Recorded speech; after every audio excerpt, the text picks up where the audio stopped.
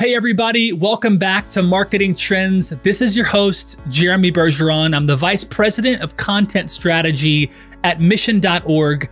And today I'm very honored to have Damien Wilson, the CEO of Røde Microphones, on the show. Damien, thanks for being here. Thanks for having me. I'm super excited to connect with you. As always, when I hear about who's coming on the show, I immediately try to find out, okay, where did this person come from? What have they been doing? And your background is really interesting. I mean, you've climbed the ranks at Røde Microphones from being in marketing, kind of specifically there, and now over the past decade plus that you've been there now, you've now risen to CEO. And so what I'm curious about from your specific path is, you have this marketing background. You've certainly had to learn and pick up other things and cultivate other things as a leader along the way. What's the journey been like for you, though? Let's start there. What's the journey going from kind of being a contributor on the marketing side of things to growing into the CEO role at a really cool brand at Røde Microphones? Well, it wasn't planned. Let's start with that. So okay. It's quite an interesting story. I used to work in advertising and worked in advertising agencies for a long time because my background was behavioral science and I had studied consumer behavior. So naturally I went from, that sort of skill set through to an advertising agency and worked in alcohol marketing for a long time.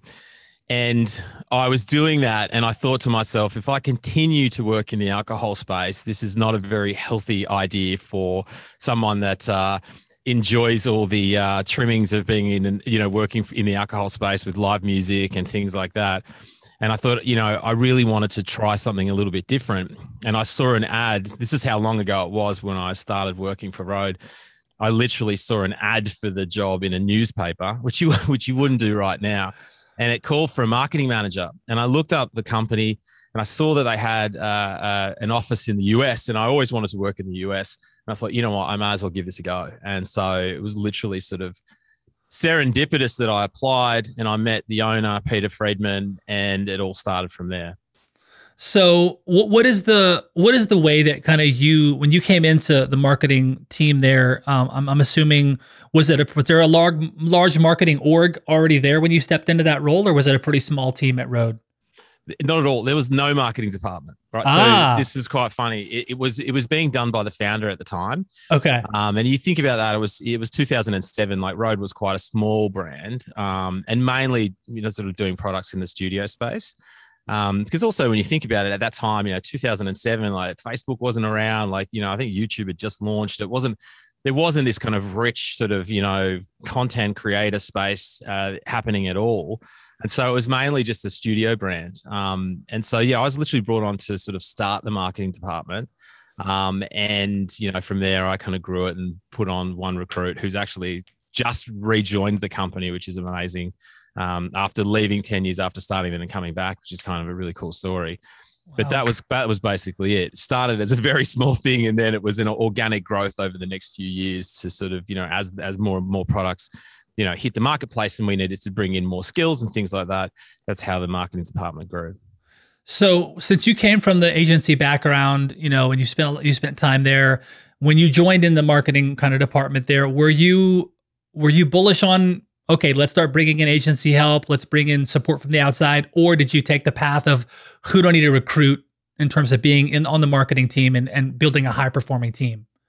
Well, yeah, the latter, because I'd come from the advertising space and advertising agency land, and I knew how that worked, and I knew, the associated costs, and I knew kind of all those bits and pieces. So I figured it'd be better to build an advertising agency in-house, and, grow it from there. And I mean, at the time, my obsession was video-based marketing anyway. And it was at the point where iPods were just, you could play videos on iPods, and videos were becoming more and more useful in terms of, marketing communications. And that was one of the things that I brought immediately to the company, which was that, style of video-based education style marketing. Because, one of the things that I thought was the big problem with, audio brands and especially sort of anything music related, you needed to sort of teach people how to use the product, and that gave them the ability to purchase, and we were talking at that point, everything was just a conversation about what drives purchase decision. And if you look at, I always used to use this analogy that when you go into a guitar shop, and you'd look at a particular guitar and you'd say to the guy behind the counter, hey, can I play that? And they'd pull it down and first just wail on it, and do this amazing sort of guitar riff and then hand it to you, and you'd look like an idiot and you wouldn't want to play it. We needed to sort of debunk the myth behind audio and then let people understand that it was a very simple process to be able to do home recordings. And at that point, in the music space. So, and it grew from there, as we started to move into different categories, then we would sort of, push that education element along the same path. So debunking the myth then was kind of woven through a lot of the growth there from early on. Is that still a big component, debunking the myth? Well, it is. And it's like the whole thing. If you look at the Rodecaster, which is sort of one of our flagship podcast products, we just wanted to make the most simplest machine possible for anyone to be able to plug a microphone in and make a podcast and publish it. And we certainly achieved that goal. But on the reverse side, it is also an incredibly technical machine. So if you do have inherent knowledge about audio, you can really get into it and make it whatever you want it to be. And that's always been the sort of case. I mean, the audio industry for years has been run by, this kind of like upper echelon of people that sit in the, audio engineering society that will love to tell you that, you will never be able to have the skills that they have. And our thing is, well, we're trying to democratize it. Everyone should be able to record. Everyone should understand audio. And if you look right now in the last couple of years, because of, I guess, everyone working from home and everyone having to communicate via Zoom, the understanding of audio is now, become super top of mind. And I think at that point, technology is such that it is very easy for people to understand how to sound better. And I think a lot of our microphone sales, in the last 24 months have been about people going, I want to sound better in every Zoom meeting I have. So I'm going to get a nice USB mic and, that's going to be part of my workflow. So you've obviously had a lot of, exposure in the marketing realm there, having grown up through marketing and into now the CEO role. Now, is there a certain way that you approach marketing? Has that kind of evolved over time since you've been, at the company for as long as you have? What's your approach to marketing now? I let the experts do it. I mean, look, the thing with it is I've obviously sat in the CEO role for the last 5 years. And as part of becoming the CEO, the first thing I really needed to do was build my senior management team, because at that point we hadn't necessarily had it in place, and we knew where we wanted to go in terms of growth strategy. We needed to bring in some top talent, and one of the things that I did do was bring in a director of marketing who had come from the telco space, had also worked with Sennheiser, obviously one of our competitors. And then from there, he built out a team that, is now 50 strong. Now, if you think in 2007, there's one person and now there's 50 people, and for a brand like Rode, that's a lot of growth over, and most of the growth's happened in the last, 5 to 7 years. It's a big team. And that's, very quite diverse in terms of digital marketing strategist. We have a huge video and content creation team, because obviously we've kept that whole theme all the way through about using video as our sort of number one communication platform. I mean, and also too, if you think about it, at the same time, like all these social media platforms have matured at the same time as this, particular organization's matured. It's worked quite well. So we're just, we're constantly, we're our own customer every step of the way. So it becomes a very easy conversation, with our audience. We use it, you use it, let's all use it. And so do you find yourself getting more interested or involved at the intersection of marketing since you have that strong background? I know you said you hire great people, and that's obviously a key component across leadership. Folks like yourself, they're big on hiring the right people. But you yourself have this kind of cool marketing background. Do you find yourself kind of diving into that part of the business because you come from that space? Only a tiny bit. Like, my main thing is I'll come in at the very end and just make sure that it's on brand, right? So that all the brand values, because obviously I've grown with the brand, so it's very close to me. I created it in the first instance, then we've all moved, and then our sort of audience has then taken control of it. But I always want to make sure that whatever we're propagating sits inside that kind of core brand value, and we're not sort of stepping outside. So it's not, I'm not immersing myself in it because it's something I love or are familiar with. it's something that I just kind of come in at the very end. Where I've spent the majority of my time in the last few years is more on an operational level. Because, obviously for us to, I've always said this, Røde is an incredible company where we're amazing innovators in product. We have a huge R&D team. We have some incredible talent and engineers. And then we have this amazing marketing team. But that's no good if you don't have the rest of the operations, the supply chain and everything else sort of working behind it, because, you're just going to get frustrated. So for us to scale, obviously the main area I needed to really sort of get into was looking at an operational level, because we do manufacture everything in Sydney. So it's a big, there's 500 people doing things on machines and making the product. And that's where most of my attention needed to be, which is why, you get really talented people to come in and run the marketing department. And we've put on a CTO that came from an innovative company out of the UK called Soundfield to head up the NPD process so that I could allow myself time to focus on, where the real needs of the business are. And like, that's, it's a hole that's I've been trying to fill in for the last 5 years. Wow. Getting close to the top. But that's we great. expand, right? So it's an ongoing thing. Well, you mentioned this, all the manufacturing, being in Australia, it's 100% Australia based. This means that Røde has this ability now to adopt kind of this vertical integrated model, right? Because you make everything there. What has that done for innovation, R&D, growth? What has that done for the business? Well, I think it drives a bit of your innovation in some regard. And a lot of the processes that we've brought in has allowed us to sort of push the envelope when it comes to form factor, materials used and things like that. And I mean, interestingly enough, we're just in the process of a huge CapEx expenditure where we're bringing in even more capabilities so that we can continue to work and push the boundaries of what audio products are going to look like and how quickly we can bring them to market. And so some of those processes will be die cast, and we've got a full plating line that's just about to come online. We look at sort of various materials. We're always looking in the additive space. We've got, 3 new custom HP 3D printers that are about to come online. And for us, there's things that we look at. It's like, do we own the process and do we have to outsource it? Let's bring it in. Also, what is something that, allows us to get things faster to market and how we can work that. And if you think we've just bought these metal 3D printing machines, and one of the main reasons for that is we have a full injection mold facility.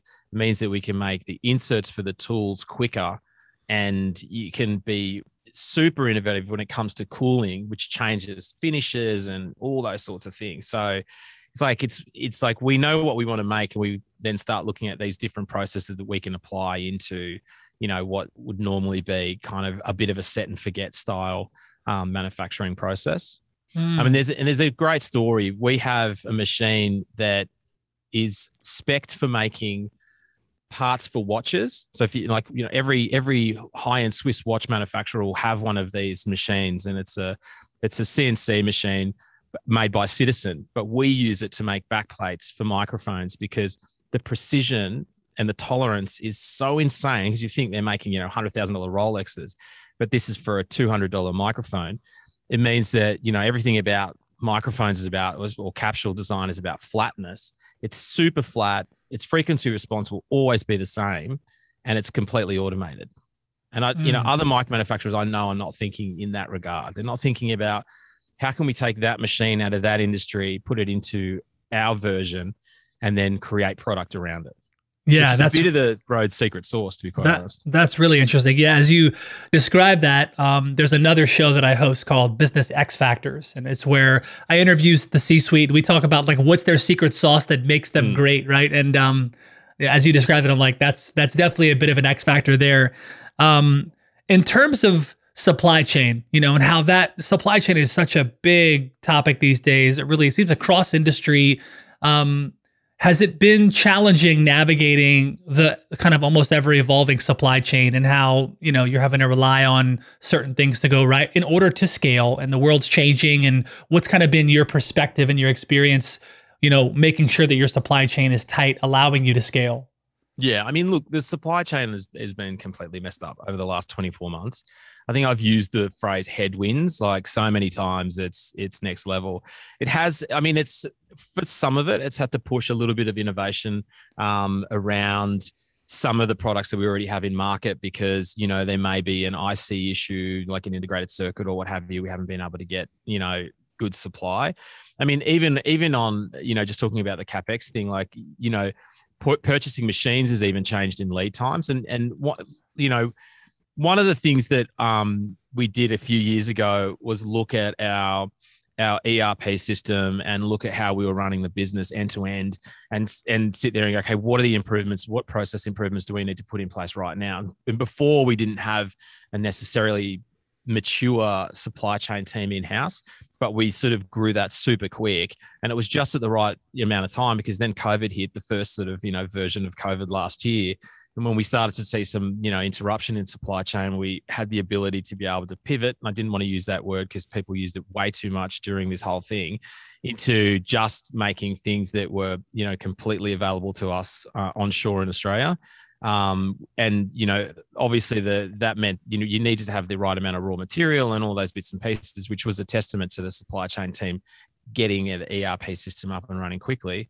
And then now that we've gone through this next sort of run of lockdowns and things like that, and the interruption supply chain, we've got a mature response to it. We've looked at all lead times, we look at what we're doing and things like that, and how long it takes to bring things in. But as I was going to mention, that whole CapEx thing, normally if you wanted to buy an injection mold machine, it would be like 12 months from order to delivery. And now it's 24 months because you think about, you read about the auto industry not being able to make cars because they can't get the, computer chips, but it's every industry. And it's even the machines that make the machines. You can't get the chips for that. So they're waiting for it. So look, and I'm incredibly interested to find out where this all ends up because I don't think anyone has a clear view of what 2022 and 2023 is going to look like. Because if you look at all the kind of financial stimulus that's gone around the world, I think we've skipped through a cataclysmic meltdown financially, but we've just pushed it down further. Right. You read any of these stories about Mercedes-Benz not having access to 50 of their V8 car variants for sale next year. It's just, okay, well, what are they going to sell? Right. How many industries are going to be affected in the next 2 years? It's just, interesting. But obviously that's what we're constantly thinking about. Then we're like, all right, what can we do? How do we continue to move on?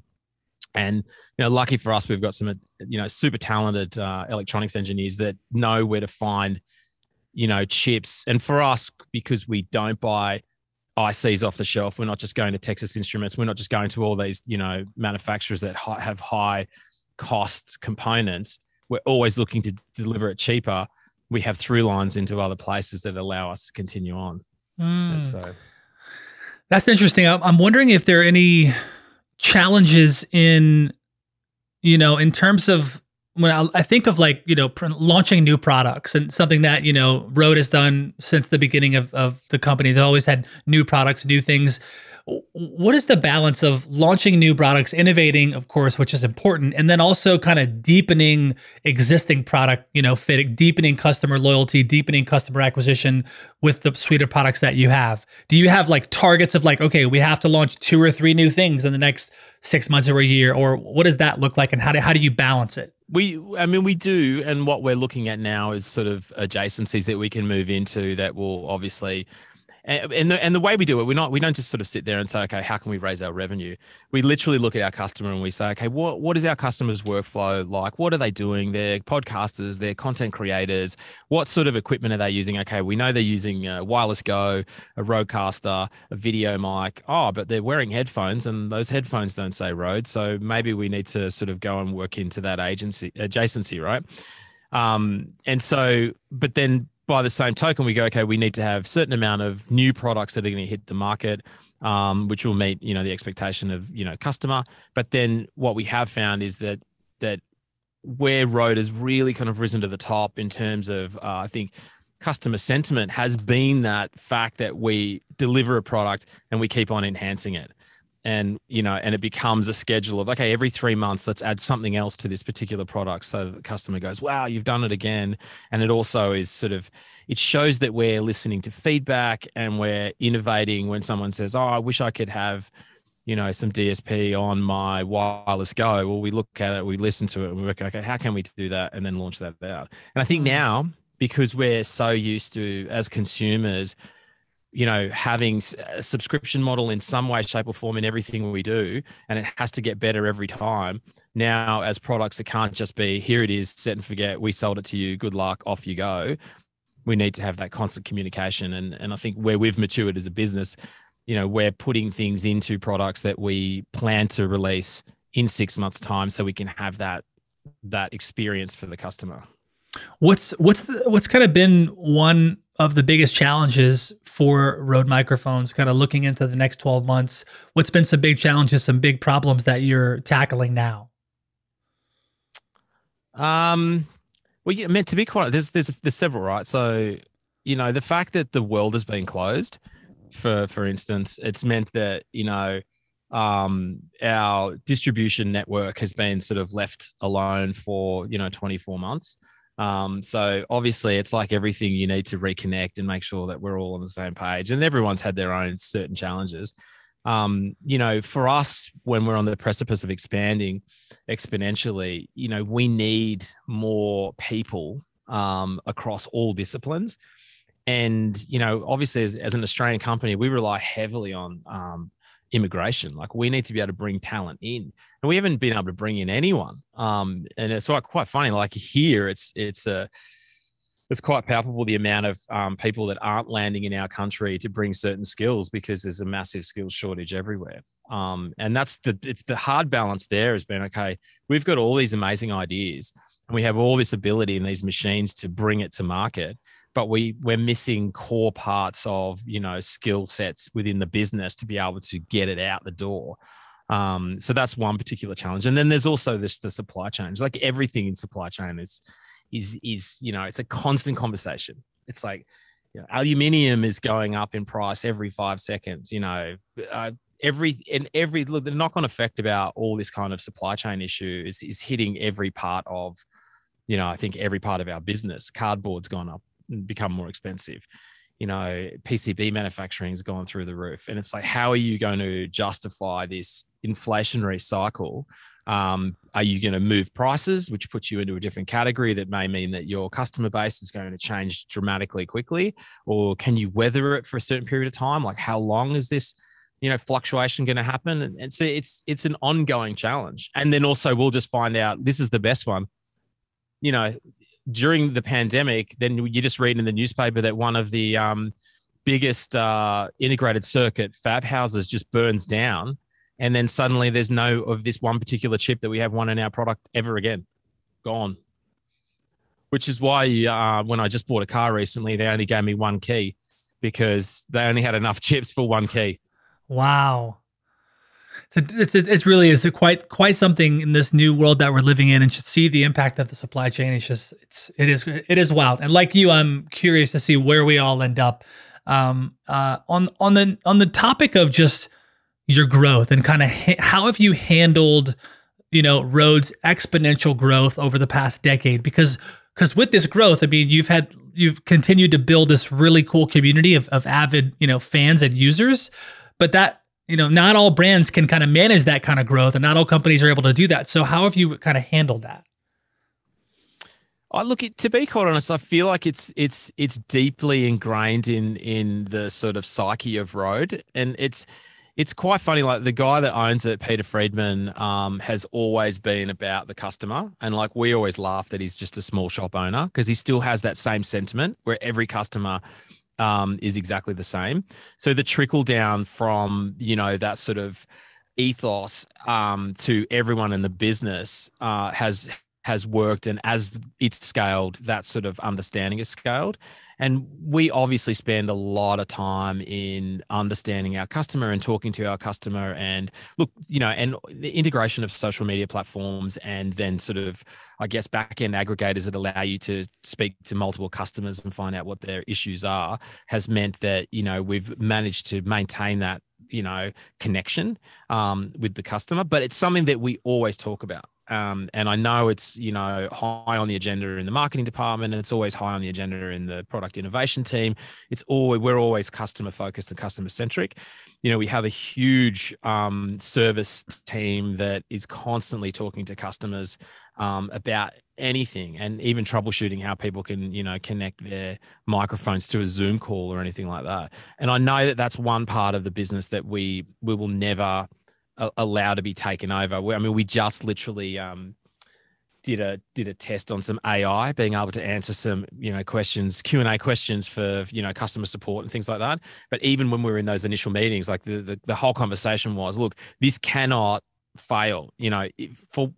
If we get one bit of feedback that it's dehumanized, stop it. Let's just get more staff, because the business has been built on that connection and that ability for people to be able to talk directly to us and find out, something about their product, or even like a bit of pre-sales advice.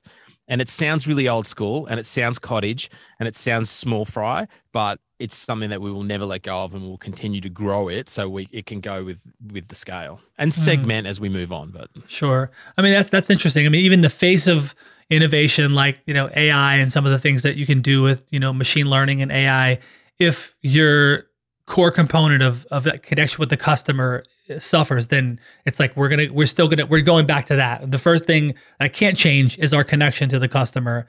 And so I like how you'll even pause on some technology if it doesn't really fit that, which is really interesting. And I think that's going to benefit the business as well. Can you talk a bit about how Røde works with influencers and gear reviewers, and kind of how that's been an effective strategy for Røde?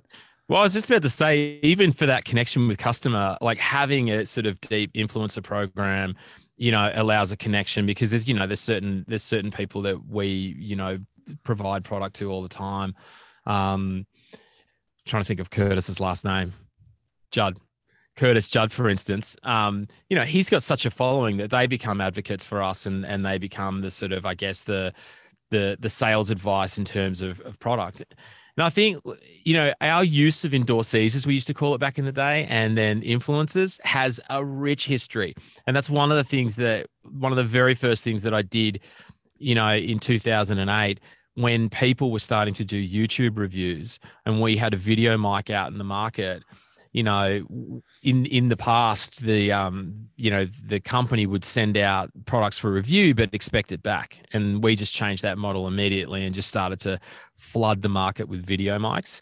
And so we knew at that point that, me putting my old school marketing hat on, that peer-to-peer recommendation was the number one, purchase influence. And it still is, right? Peer-to-peer recommendation is the number one purchase influencer in the world, right? And that's what this whole, influencer thing's just been built on. So, obviously we have a huge integrated team that works with, all the influencers and provides them with the information in order to, make decent reviews of our products. But, I always laugh, because there always has to be a con. No one can ever say that it's just a great product and move on. And we just had recently, actually, this particular product right here, the PSA 1 Plus, which is the studio arm. One of the reviewers said it's the best studio arm for the price on the market, except the logo is too big. That's the only con. I'll live with that. You can live with that. I like it. Yeah. So in terms of just your style of leadership, like how would you describe like your style of leadership at Røde? Fear, bullying. No, I'm kidding. I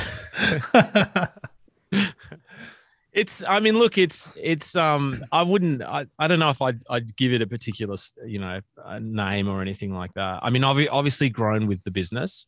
So, and I can see, the needs that the business have. I would hope that, most people understand where I'm coming from, and I'm sure that it's quite interesting. The two guys in the marketing department that are sitting in this room right now have probably never heard me talk about all the challenges the business had.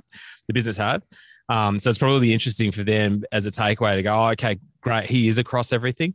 And funnily enough, we're having a conference for all the sort of senior managers and then sort of mid-tier managers on Friday, to talk about the next 3 years and the strategy and what products we're coming, out with, so everyone can understand where the company's heading and all those bits and pieces. So, I mean, I guess it's a mixture of, you know, formal leadership, a bit of transparency, and then hopefully some inspiration. Oh, But I let people do what they got to do. Like, and this is what I say, like, you know, we're all experts in the field. We all know what we need to do. We've just got to communicate how we're doing it, how it fits inside of the organization. So I'd love for you to reflect on, you know, the past 14 years or so there at the brand.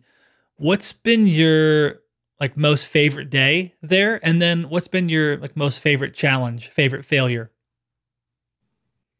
Well, it's been an interesting journey. I could tell you that much. Because I mean, ideally, when I did start, I was only planning on doing it for a few years. And well, that didn't work out. No, I didn't. It's like that's what I said at the start of the interview. It wasn't planned. And you know, it's been an amazing journey. You know, I think that I've had so many good moments in the business that I wouldn't be able to isolate it down to one. You know, I mean, there's so many things on a personal level that have been amazing for me in this entire journey. You know, and a lot of that's tied to just, you know, meeting people along the way. You know, and I'm sort of a kid from the western suburbs, which is, you know, not necessarily a nice area. And I never thought I'd be sitting in New York doing business or, you know, sitting on a couch with Guns N' Roses, you know, but all of that sort of stuff came to fruition. And it's like, you know, when I walk into Guitar Center on Sunset Boulevard and I see a Røde product, I still get excited because I, you know, listen to that music of the 80s where Sunset Boulevard was the place to be. And so there's so many pinnacles and great moments. Obviously, getting the CEO gig was, you know, fantastic. Watching the team grow, you know, we've gone from, you know, when I started, maybe 20 people in the front office to now 250. And there's, you know, hundreds of assembly staff. So the growth's been incredible. We've won, you know, numerous awards, you know, and I think now you know, I mean, it's not rusty for me even now. You see Røde products everywhere. And I think too, like the Wireless Go, for instance, you know, that was so revolutionary and so innovative and really sort of hit an audience at the right time. And so, I mean, that's kind of a bit of a proud moment being involved in that team. But, you know, at the same sort of token, it's all a team response here. We're all in it. We're all doing it. And look, the failures, there's too many to list, mate. I can tell you that much. it's always a challenge. And it's like, you know, and that's the evolution of business, and it's how you sort of work, you know, inside of that framework and how you learn. And, you know, not every launch is a super success. I think the key, you know, for us to sort of grow even further is to really respect those failures and start to deconstruct them more. Because when you do sit inside a highly successful company and, you know, one out of every 10 is a failure, but 9 are like a runaway success, you never fix that problem. And that's one of the things that we're really going to focus on in the next sort of 3 years is, okay, well, how do we isolate, how we change? And, you know, that's what we need to look at. Because when you get big, and this is the one thing that, you know, I always say, it's like the mistakes are just amplified. And you will get to a point where it's like, you know, in the past, if we, you know, made a mistake on a launch and, you know, maybe there was a component wrong or the testing was incorrect, you know, you may be thinking about 5,000 units. Now you're talking about, you know, 500,000. It's like, okay, we can't afford that. You know, so we need to have everything sort of upstream and downstream sorted, so we know that we're not going to replicate any of those issues. I love it. It's awesome. Yeah, I think it's a unique path for someone to grow into the CEO role, you know, and to stay, you know, with such devotion to the brand, and then be a part of some incredible growth that is not stopping by any means. So I know we're all excited about Røde continuing on, and this has been exceptional. Let's hop to the kind of marketing trends lightning round, if you will. Sure. And then we'll go through those questions, but this has been great. It's fantastic, Damien. Okay. So let's see here. Marketing Trends Podcast is brought to you by Salesforce. Salesforce brings marketing and engagement together. Learn more at salesforce.com/marketing. We have the CEO of Røde Microphones, Damien Wilson. Lightning round. First question. Is there a Røde user, a band, a podcast, etc., that you were excited to learn that they were using your equipment? I'm back in the day, Casey Neistat. This is how old I am. I don't know. I saw it on the front cover of Popular Mechanics. He was like top 40, wasn't he? Like the top 40 guy, Casey? No. Casey Neistat was probably one of the original kind of vloggers when that was a thing. Yeah, that's right. Yeah, okay. Yeah. Okay, cool. Second question, which Røde product is your favorite? Wireless Go 2. Wireless Go 2. Okay, you heard it first, folks. Next, what do you do kind of as the CEO to keep up with trends, things like that? I'm an avid reader, and like everyone, the internet makes everyone the most, powerful, smart people if you're directed in the right area. And, obviously take a lot of feedback from, my staff and things like that on what's happening. And I've got kids, man. They keep me up to date. Family man. Cool. Okay. What's one brand that you're loyal to aside from Røde? I like Nike sneakers. There you go. Okay. Nike. Got it. All right. Who's someone that's been a great mentor to you and why?